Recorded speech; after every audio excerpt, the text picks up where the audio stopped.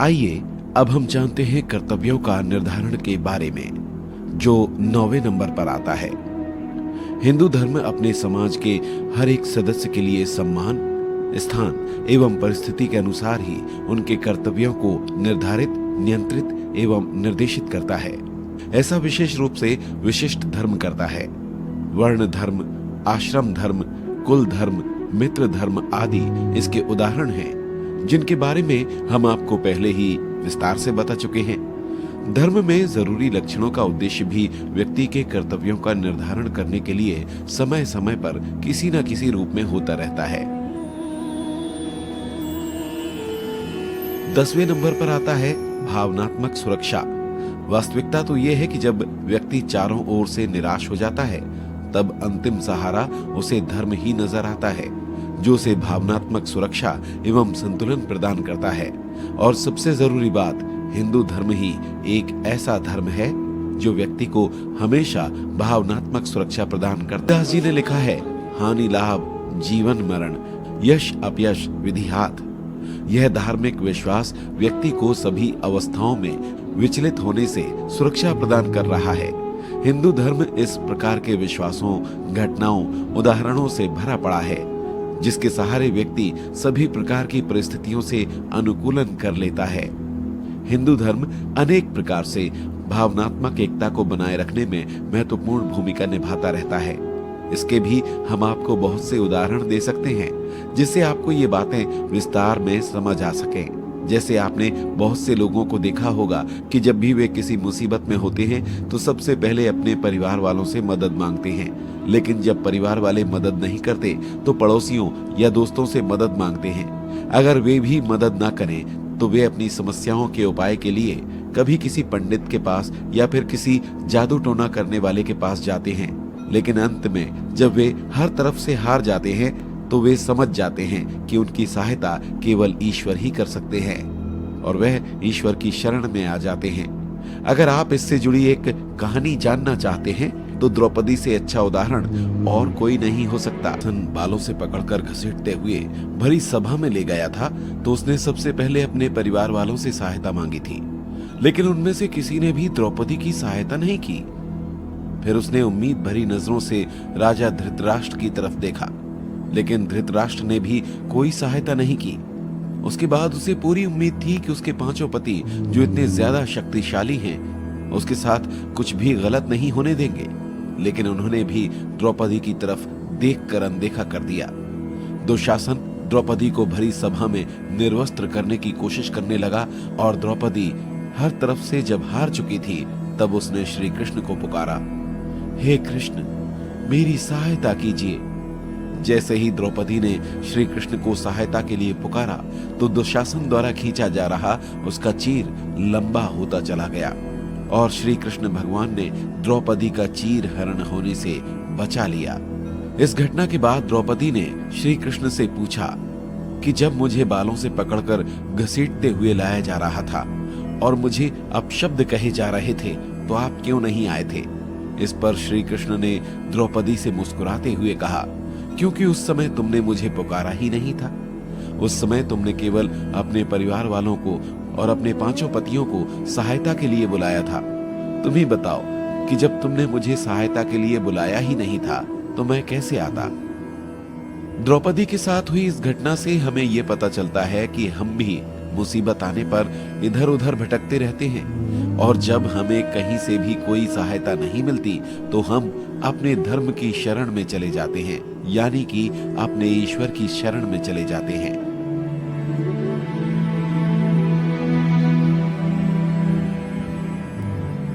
हिंदू धर्म का भारतीय समाज पर और भी काफी प्रभाव पड़ा है, जिसमें 11वें नंबर पर आता है मनोरंजनात्मक कार्य।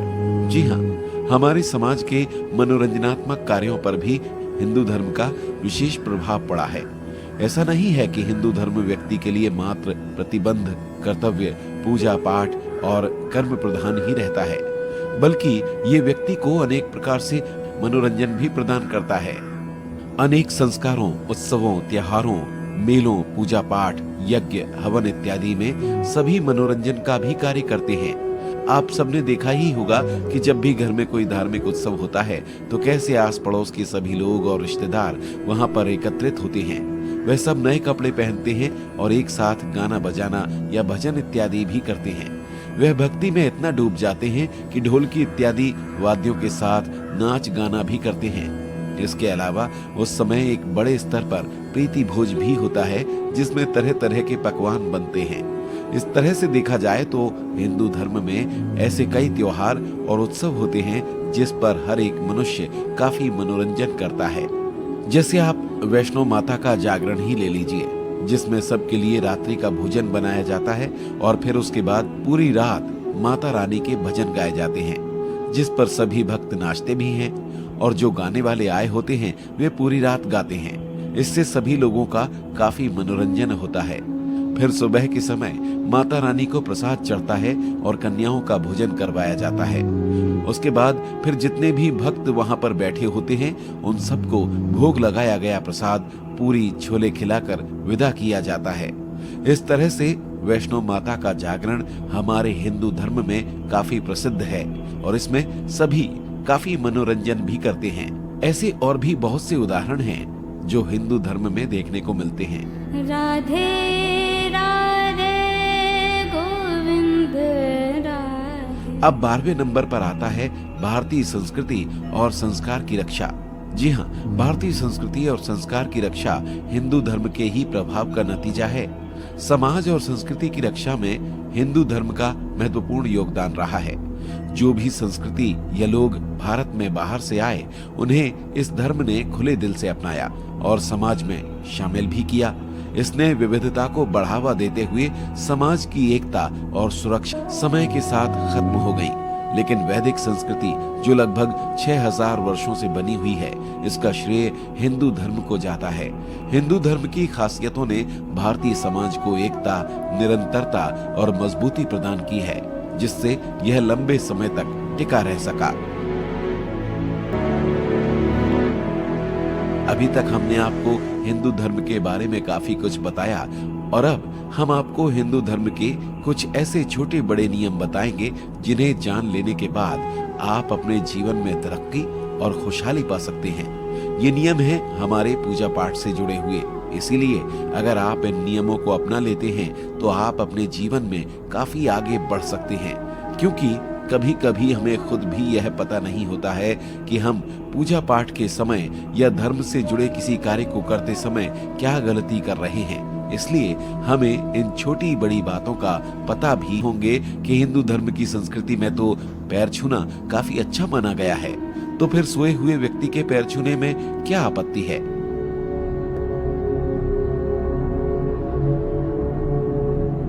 दरअसल आप नहीं जानते हैं कि सोए हुए व्यक्ति के शरीर की ऊर्जा कैसी होगी। ये भी हो सकता है कि सोते हुए व्यक्ति के शरीर में होने वाली ऊर्जा नकारात्मक हो, जिससे अगर आप पैर छुओ तो वो नकारात्मक ऊर्जा आपके शरीर में भी प्रवेश हो सकती है। इससे जो पैर छू रहा है और जिसके पैर छुए जा रहे हैं, दोनों का नुकसान हो सकता है।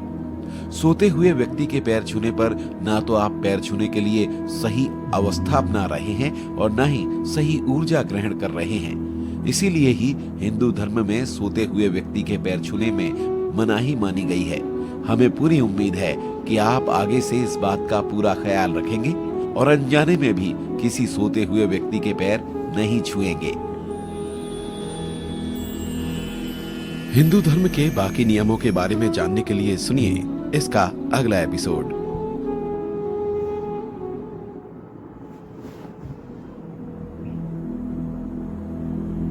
आइए अब हम आपको धर्म और पूजा पाठ से जुड़े कुछ और नियमों के बारे में बताते हैं जो आपको तरक्की दे सकते हैं। जैसे अगर आप अपने से बड़ों के पैर छूकर प्रणाम कर रहे हो तो आपको दाएं हाथ से दाएं पैर पर और बाएं हाथ से बाएं पैर पर हाथ रखकर ही प्रणाम करना चाहिए।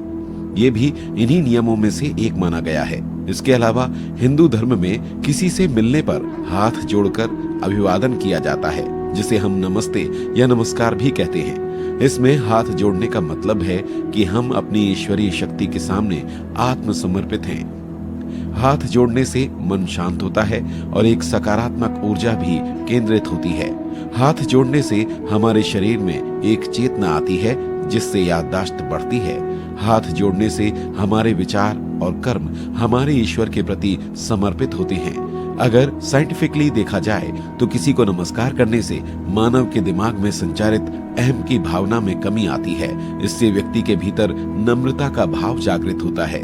इससे व्यक्ति के अंदर कृतज्ञता का एहसास और आध्यात्मिक विकास भी होता है। इसीलिए हिंदू धर्म में पैर छूना और हाथ जोड़कर नमस्ते करना काफी अच्छा माना गया है। हमें अपने बच्चों को ये संस्कार जरूर देने चाहिए। लेकिन हमें इस बात का भी ख्याल रखना होगा कि मंदिर में किसी के भी चरण नहीं छूने चाहिए। माना जाता है कि यदि कोई व्यक्ति पूजा पाठ कर रहा है तो इस दौरान उस व्यक्ति के पैर नहीं छूने चाहिए, क्योंकि अगर कोई ऐसा करता है तो इससे उसकी पूजा में बाधा उत्पन्न हो सकती है। वहीं मंदिर में किसी के भी पैर छूना सही नहीं माना जाता, क्योंकि मंदिर भगवान का स्थान होता है और यहाँ पर किसी के पैर छूने से मंदिर की पवित्रता भंग हो सकती है। यही कारण है कि पूजा पाठ करते समय और मंदिर में किसी के पैरों को छूने को मना किया जाता है। बहुत से लोग ये सोच रहे होंगे कि मंदिरों में अक्सर काफी बुजुर्ग पुजारी होते हैं या फिर गुरु होते हैं, तो ऐसे में हमें क्या करना चाहिए, उनके पैर छूने चाहिए या नहीं? तो हम आपको बता दें कि जिस समय आप ईश्वर के सामने खड़े हैं उस समय आप और किसी के भी पैरों को ना ही छुएं, वही आपके लिए सही होगा। उस समय आप सिर्फ अपने ईश्वर को प्रणाम करिए और केवल उन्हीं का ध्यान कीजिए। लेकिन मंदिर के बाहर अगर आपको पुजारी जी या फिर कोई गुरुजी मिलते हैं तो आप उन्हें पैर छूकर प्रणाम कर सकते हैं।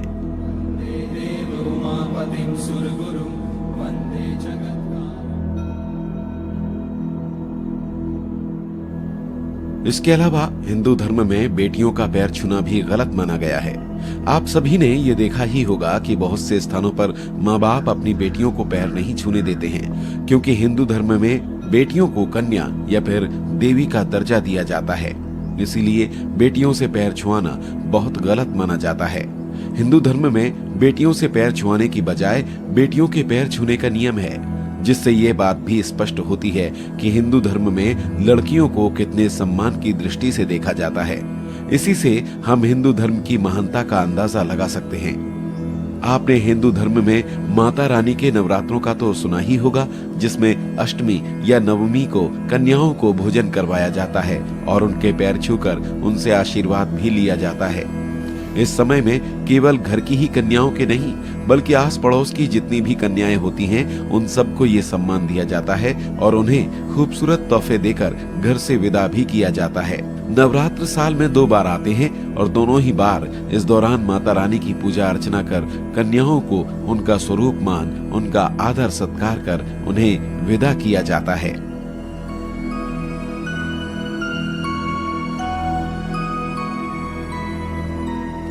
अब अगर बात पैर छूने की हो ही रही है तो हम आपको पैर छूने के कुछ और नियम भी बता देते हैं। हम आपको कुछ खास लोगों के बारे में बताते हैं जिनके पैर कभी नहीं छूने चाहिए। उसमें सबसे पहले बारी आती है दामाद ससुर की। जी सही सुना आपने। हिंदू धार्मिक मान्यताओं के अनुसार दामाद को भूलकर भी ससुर के पैर नहीं छूने चाहिए। ऐसा करने से दामाद और ससुर दोनों पाप के भागी बनते हैं। माना तो ये भी जाता है कि जब भगवान भोलेनाथ ने क्रोधित होकर दक्ष का सिर काटा था तभी से यह परंपरा चली आ रही है और यही वजह है कि बहुत से ऐसे स्थान भी हैं जहां पर उल्टा ससुर दामाद के पैर छूते हैं। लेकिन अब समय के साथ कई स्थानों पर इस प्रथा में भी अंतर आ गया है और ससुर द्वारा दामाद के पैर छूने की प्रथा कम होती जा रही है। वहीं बहुएं अपने सास ससुर के पैर पूज सकती हैं।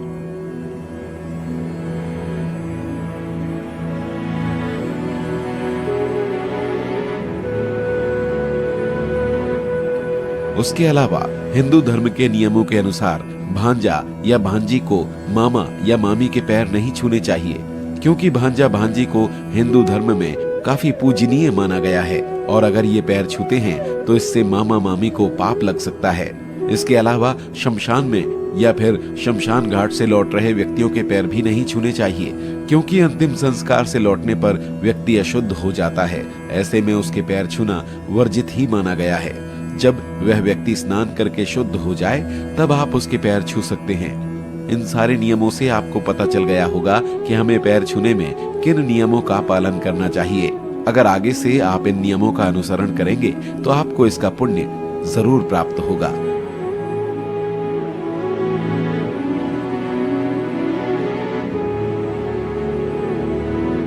हिंदू धर्म में तुलसी के पौधे का क्या महत्व है, ये आप सब अच्छी तरह से जानते ही हैं। तो आइए अब हम आपको तुलसी के पौधे से जुड़ी कुछ जरूरी बातें भी बताते हैं।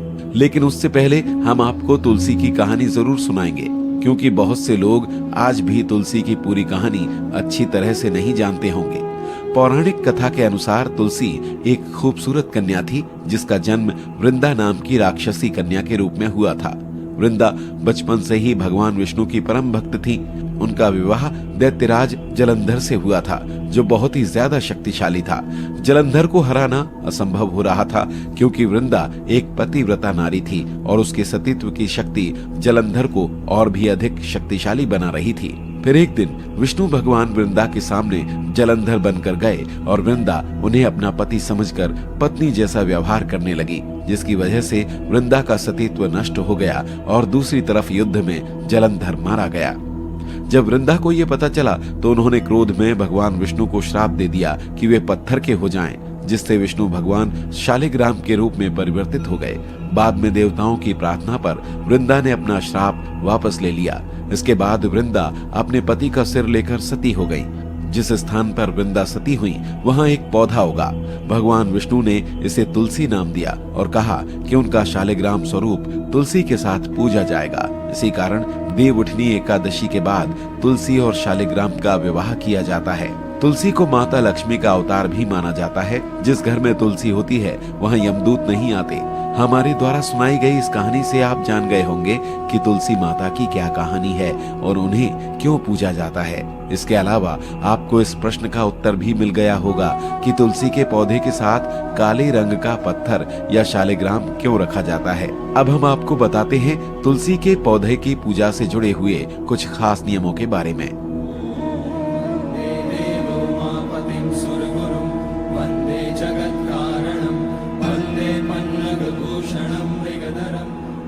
संक्रांति, द्वादशी, अमावस्या, पूर्णिमा, रविवार और संध्या के समय तुलसी तोड़ना गलत माना गया है। इसके अलावा तुलसी के पेड़ को बिना नहाए या फिर किसी प्रकार के अशुद्ध हाथों से नहीं छूना चाहिए। ऐसा करने से दोष लगता है और भगवान विष्णु नाराज हो जाते हैं। इसके अलावा रविवार को तुलसी के पौधे में जल नहीं देना चाहिए। अब आप सबके मन में ये सवाल जरूर आ रहा होगा कि तुलसी के पौधे में रविवार को जल क्यों नहीं देना चाहिए। इसके पीछे कारण ये है कि रविवार के दिन तुलसी माता भगवान विष्णु के नाम का व्रत रखती हैं, इसीलिए उन्हें जल नहीं देना चाहिए। ये भी कहा जाता है कि रविवार को तुलसी के पौधे में जल देने से जीवन में नकारात्मक शक्तियां आती हैं। ऐसा करने से घर में कलेश बढ़ता है और माता लक्ष्मी नाराज हो जाती हैं। इसके अलावा तुलसी के पौधे को पूर्व या उत्तर पूर्व दिशा में रखना चाहिए और सूर्योदय के समय तुलसी में जल देने से शुभ फल मिलते हैं।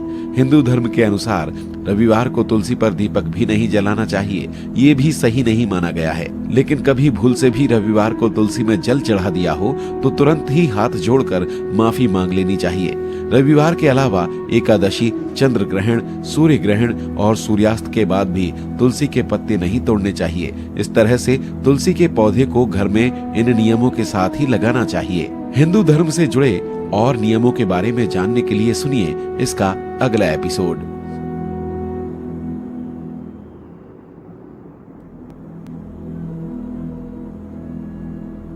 पूजा पाठ से जुड़ा हुआ एक नियम यह भी है कि हमें पूजा के समय कभी भी एक दीपक से दूसरे दीपक को नहीं जलाना चाहिए। अब जब हमने आपको ये बताया है कि एक दीपक से दूसरे दीपक को नहीं जलाना चाहिए, तो हम आपको इसके पीछे का कारण भी बताएंगे कि ऐसा क्यों नहीं करना चाहिए। क्योंकि जब हम कभी भी किसी धार्मिक उत्सव में या पूजा पाठ में दीपक जलाते हैं तो जितनी भी आसपास की नकारात्मक ऊर्जा होती है उस दीपक में आकर नष्ट हो जाती है। इसलिए अगर हम एक दीपक से दूसरा और दूसरे से तीसरा इस तरह से क्रम में जलाते हैं तो वो नकारात्मक ऊर्जा नष्ट नहीं होती, बल्कि वो नकारात्मक ऊर्जा एक दीपक से दूसरे दीपक में और इस तरह से सभी दीपकों में चली जाती है। इस तरह से वो नकारात्मक ऊर्जा नष्ट हो ही नहीं पाती है। इसलिए कहा जाता है कि कभी भी एक दीपक से दूसरे दीपक को नहीं जलाना चाहिए। अब तो आप सबको भी इसका कारण समझ आ गया होगा। तो आगे से आप जब भी घर में बहुत सारे दीपक जलाएं तो इस बात का खास ख्याल रखें। ये तो आप सब जानते ही होंगे कि हिंदू धर्म में दीपावली का त्योहार बहुत ही धूमधाम से मनाया जाता है और इस त्योहार में बहुत सारे दीपक भी प्रज्वलित किए जाते हैं। उस समय बहुत से परिवार इस नियम को नहीं जानते हैं और वह एक दीपक से बाकी सभी दीपक जला देते हैं। लेकिन हमें पूरी उम्मीद है कि इसे समझने के बाद आगे से कोई भी इस तरह की गलती नहीं करेगा।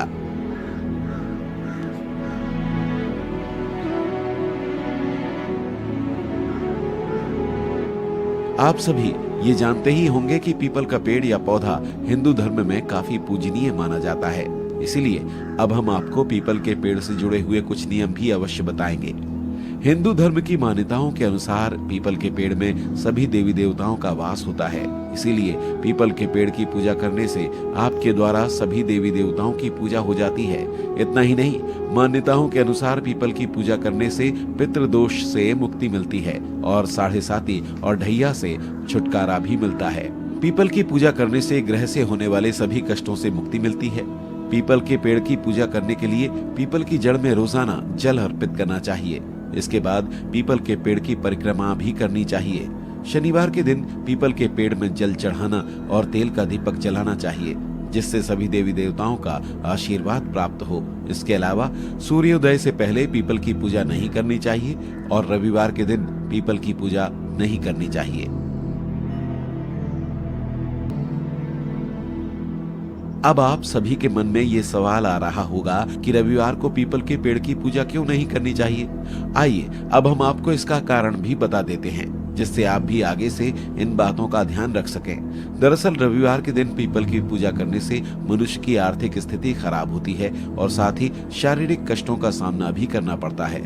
मान्यता है कि रविवार को पीपल के पेड़ में दरिद्रा और उसके पति का वास होता है। इसीलिए रविवार को पीपल की पूजा करने से अलक्ष्मी प्रसन्न हो जाती है और घर में दरिद्रता आती है। रविवार को सभी देवी देवता पीपल के पेड़ से चले जाते हैं। लेकिन कैसी दरिद्रता, क्या है इसकी पूरी कहानी? आपके मन में यही सवाल आ रहा होगा।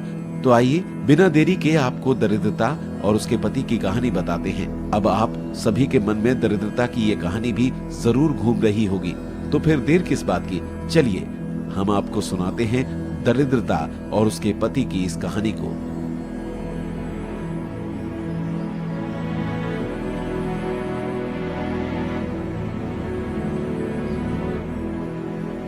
दरिद्रता अलक्ष्मी को कहा जाता है। दरअसल अलक्ष्मी भी समुद्र मंथन के समय लक्ष्मी माता के साथ ही समुद्र में से निकली थी और उन्हीं की ही बहन थी। अलक्ष्मी जैसे कि नाम से ही स्पष्ट है, उन्होंने आसुरी शक्तियों का वरण किया और उनके बाद समुद्र से निकली लक्ष्मी ने भगवान विष्णु को चुना। जहाँ देवी लक्ष्मी धन धान्य की देवी हैं, उनकी पूजा अर्चना करने से धन की प्राप्ति होती है। उसके विपरीत देवी लक्ष्मी गरीबी और दरिद्रता की देवी हैं। दरिद्रता की शादी ऋषि से हुई थी और फिर वे अपनी पत्नी के लिए मनभावन जगह ढूंढने निकल पड़े, लेकिन उन्हें कहीं भी ऐसा स्थान नहीं मिला। इसलिए फिर ऋषि को काफी लज्जा हुई और वो अपनी पत्नी के लिए मनभावन जगह नहीं खोज पाए हैं और वह कभी नहीं लौटे।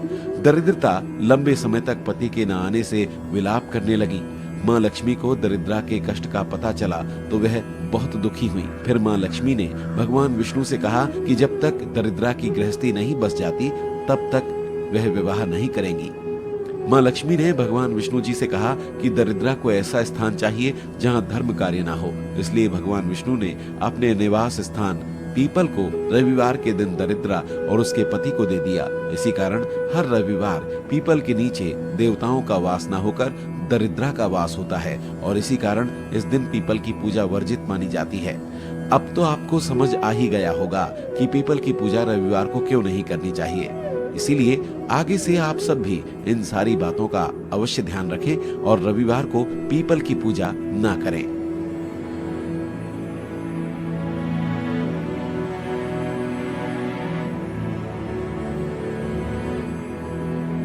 अभी तक हमने आपको पूजा पाठ से जुड़े कई नियम बताए। आइए अब हम आपको बताते हैं महिलाओं के लिए कुछ जरूरी बातें। हिंदू धर्म के अनुसार कुछ फल ऐसे भी होते हैं जिन्हें औरतों को नहीं काटना चाहिए। जैसे महिलाएं एक बात का ध्यान रखें कि कभी भी कद्दू, पेठा का साबुत फल स्वयं न काटें या फिर नारियल स्वयं न तोड़ें। शास्त्रों में इसे नियम के विरुद्ध माना गया है। मान्यता है कि ऐसा करने से पुत्र की आयु कम होती है। इसके अलावा भोजन या खाने की अन्य चीजों को कभी लांघना नहीं चाहिए।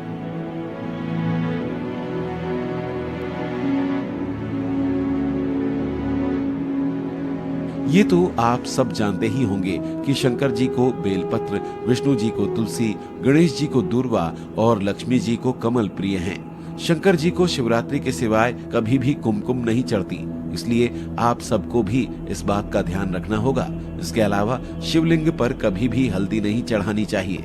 शिव जी को कुंद, विष्णु जी को धतूरा, देवी जी को आक तथा मदार और सूर्य भगवान को तगर के फूल न चढ़ाएं। मान लीजिए कि अगर बेलपत्र ना मिले तो चढ़ाए हुए बेलपत्र धोकर फिर चढ़ाए जा सकते हैं। बेलपत्र उल्टा करके डंडी तोड़कर शंकर जी पर चढ़ाएं। पान की डंडी का अग्रभाग तोड़कर चढ़ाएं। माना जाता है कि 5 रात्रि तक कमल का फूल बासी नहीं होता है, वहीं 10 रात्रि तक तुलसी पत्र बासी नहीं होते हैं, तो हम उसी हिसाब से ईश्वर को चढ़ा सकते हैं। आप सब जानते ही हैं कि शिव जी भगवान को बेलपत्र कितने प्रिय होते हैं और विष्णु भगवान को तुलसी, इसीलिए शिव भगवान को बेलपत्र और विष्णु भगवान को तुलसी के पत्ते चढ़ाए जाते हैं। हिंदू धर्म के नियमों के अनुसार बेलपत्र को भगवान शिव का बहुत प्रिय माना जाता है। कहा जाता है कि शिवलिंग पर बेलपत्र चढ़ाने से भगवान शिव को शांति मिलती है और वे प्रसन्न होते हैं। बेलपत्र के 3 जुड़े हुए पत्ते भगवान शिव की 3 आंखों और त्रिशूल का प्रतीक माने गए हैं। बेलपत्र ठंडक प्रदान करते हैं और शिवलिंग पर चढ़ाने से भोलेनाथ को शीतलता मिलती है। बेलपत्र में औषधीय गुण होते हैं। बेलपत्र का रस आंखों में डालने से आंखों की ज्योति बढ़ती है। बेलपत्र का काढ़ा शहद में मिलाकर पीने से खांसी से राहत मिलती है। मान्यता है कि बेल वृक्ष में भगवान शिव, माता पार्वती, लक्ष्मी जी समेत कई देवी देवताओं का वास होता है और भगवान शिव को प्रसन्न करने के लिए माता पार्वती ने राम नाम अंकित बेलपत्रों का उपयोग किया था।